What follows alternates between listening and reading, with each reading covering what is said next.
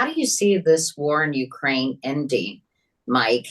What do you expect from these negotiations? The idea that some in the Trump administration seem to believe, and most certainly a lot of Americans believe, that Trump and Putin are going to meet in Saudi Arabia and sign a deal, and then they're just going to email it, or they'll just put it up on social media and have the Ukrainians read it, and that'll be the end of the war. That's not going to happen. That grossly underestimates Ukrainian agency.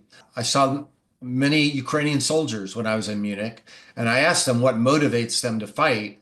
And they didn't roll out, big words like liberty and sovereignty and the European Union. They said, I'm fighting to avenge the murder of our people.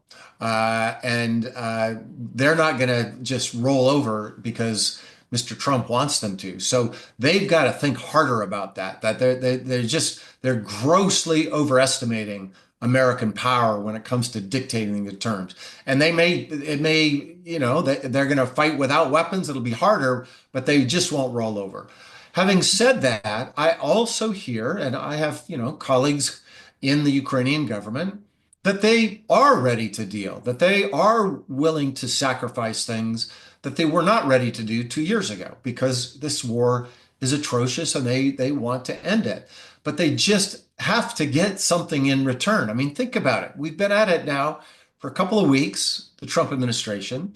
I've got a list. I think I'm up to 10 different concessions that Putin has received.